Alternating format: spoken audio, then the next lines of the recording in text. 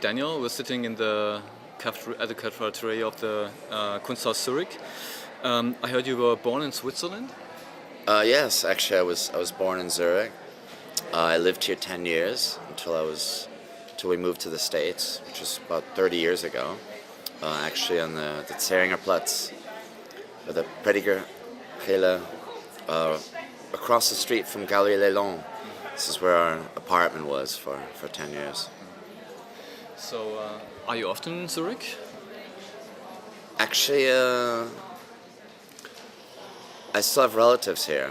My father passed away 5 years ago, and he lived in Zurich. So, when I come to Zurich, it's always a bit emotional for me now. So, I must admit, I've been avoiding it for the last few years, but I really had to come and see the galleries, and I took this as an opportunity to really kind of pursue those activities. What leads you to Zurich today? Are you here in your function as the director of Art Cologne? Of course. I mean, one, for us to do this interview, but also to visit some openings. Last night there was the opening of a Josephson and Moore show at Hauser Wehr, and also a new gallery, Reber and Stengli. And then today to visit galleries, and tomorrow I fly back to Cologne. The first time we met was at the art fair Liste in Basel. I think it was 2006, I'm not quite sure, but I think it was several years ago, where you had a gallery then, you had a booth there. And what's the difference in being a gallerist and a director of an art fair? I think it must be quite a difference. I mean, there's of course some similarities, but I mean the biggest difference would be, as a gallerist, you do 7 to 8 exhibitions a year, each one with an opening. As a director of an art fair, you have one big event annually. So I mean, there's a lot of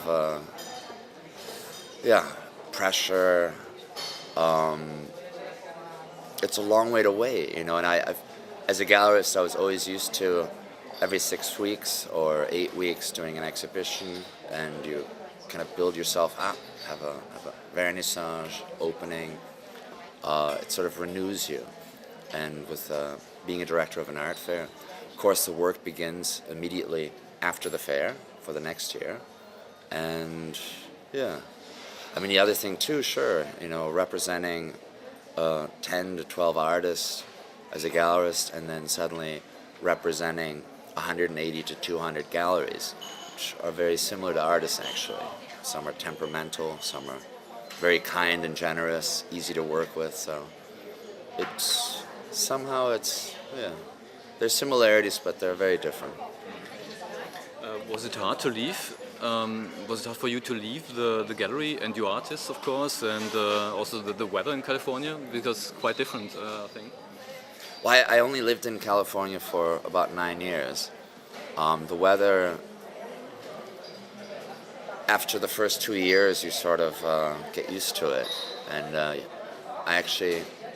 I was thrilled to move back to Europe and have spring again, fall, you know, summer, winter. Can you tell us how you became director of Art Cologne, and what does Art Cologne expect from you? I became aware of the troubles that Art Cologne was going through. I think this is January of 2008. Maya Vogenreiter, one of the directors of Open Space,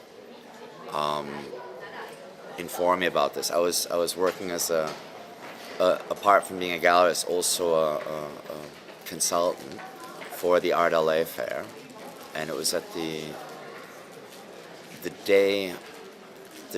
closing day in the evening.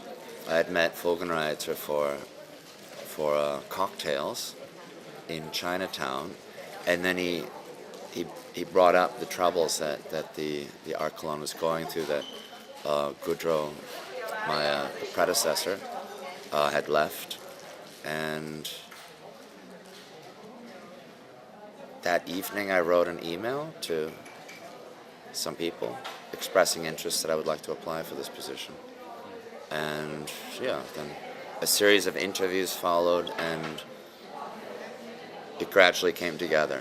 So, in terms of expectations that the Art Cologne has, to bring it back to where it once was, to bring it back up to a very high niveau, but also I see it as a balance of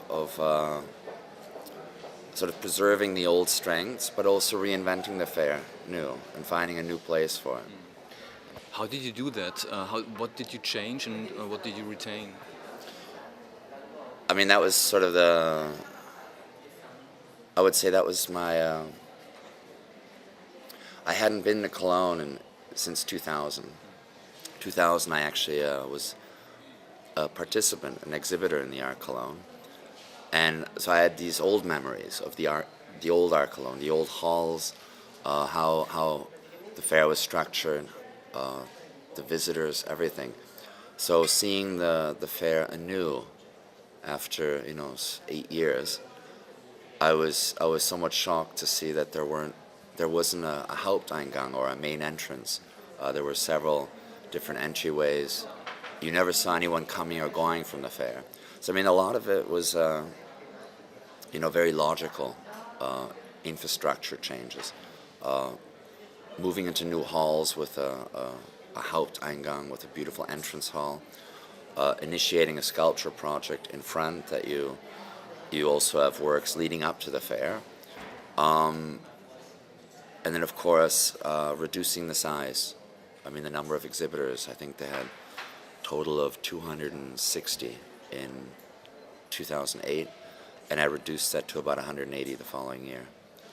And then raising the quality of the exhibitors, installing a new selection committee, and brainstorming with them on, making it better.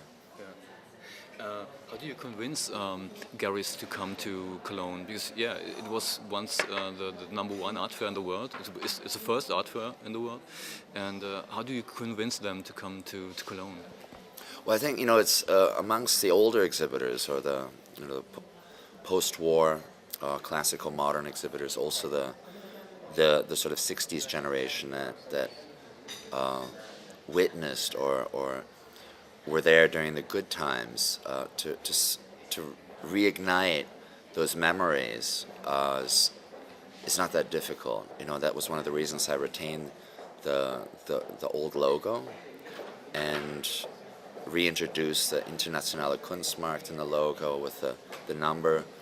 This year we have the 44. Kunstmarkt.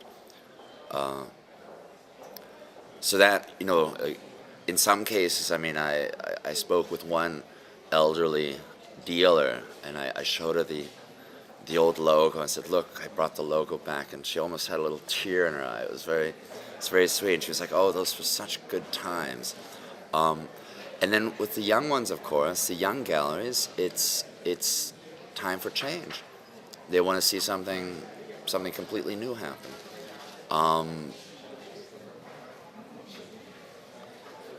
And then, of course, there's trade secrets. Okay. Yeah, you got great reviews. The last the fair was really in the press was really there were really great reviews. The rebirth of Art Cologne, and at least the last year was really pretty a success. And what do you have in store for this year? Well, I mean, the basic structure, the change in the halls, everything that we changed last year will stay, and we're basically fine-tuning everything. And then, of course, last year we had this wonderful project with, Dark Fair, organized by the Milwaukee International. We'll do this again in 2011. I didn't want to just, have every year identical. This year in the open space sector, we have Jeppe Hein's Circus Hein, which is a sort of an enormous undertaking. The Danish artist Jeppe Hein has created basically a circus of artists, of performers, and we've how do you say? constructed the entire sort of central point, meeting point, info counter, and bar of open space as Circus Hein. So there's kind of a nice metaphor there, comparing the art market to a big circus. And then, of course, the sculpture project in the front. Now that the galleries have seen last year what's possible, we've had some incredible applications to present some pretty amazing sculptures, ranging from a very large aluminum cast by Bruno Gironcoli, which is, I think, 5 meters by 5 meters by 3.5 meters, and the Chinese artist Ying Shushan, which is a mini bus that she's cut in half and extended 15 meters. So this will be in the entrance hall. Also, wonderful early seminal work by Victor Vasarely, a big aluminum wall work from 1963, which will be in the halls.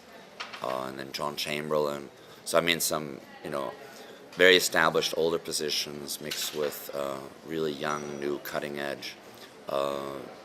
Josephine Mexepper will present a large sort of oil pump or oil rig set up in the entrance hall. You mentioned the younger generation. How important is the open space for Art Cologne?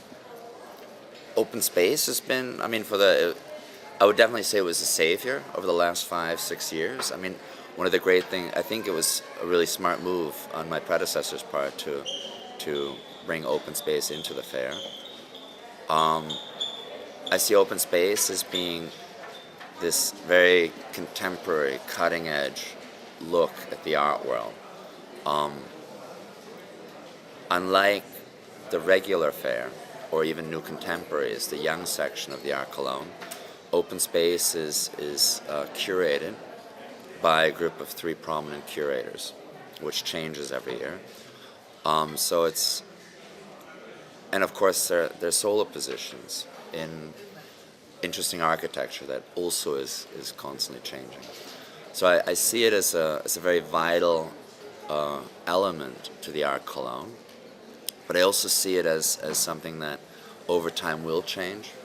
I think this is sort of the answer now, and I think in a few years we might have something completely different, or open space will morph into something completely different. We see.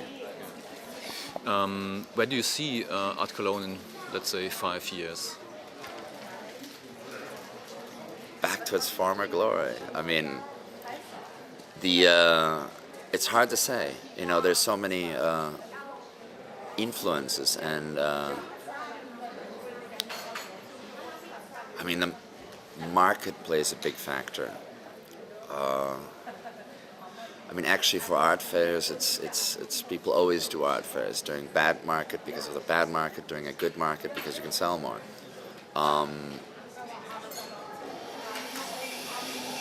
I want it to be a surprise, but I think it'll be good.